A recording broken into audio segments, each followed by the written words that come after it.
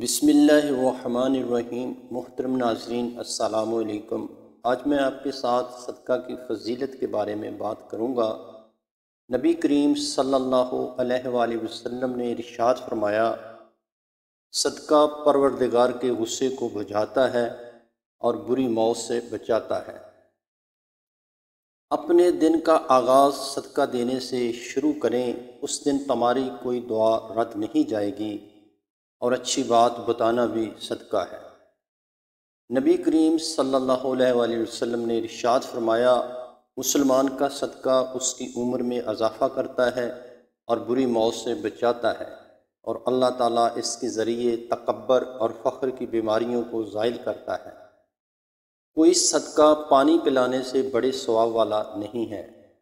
قیامت کے دن لوگ حساب و کتاب میں مبتلا رہیں گے، صدقہ دینے والے اپنے صدقہ کے سایہ میں ہوں گے۔ اپنے شر سے دوسروں کو محفوظ رکھے، یہ بھی ایک قسم کا صدقہ ہے۔ صدقہ پروردگار کے غصے کو بچاتا ہے اور بری موت سے بچاتا ہے۔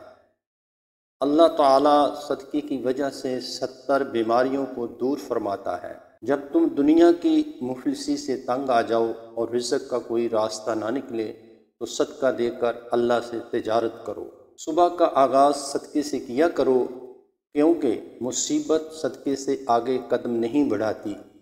اگر صدقہ کرنے والا جان لے اور سمجھ لے کہ اس کا صدقہ فقیر کے ہاتھ میں جانے سے پہلے اللہ کے ہاتھ میں جاتا ہے تو یقیناً دینے والے کو لذت لینے والے سے کہیں زیادہ ہوگی۔ صدقہ سائل کے ہاتھ سے پہلے اللہ کی بارگاہ میں جاتا ہے۔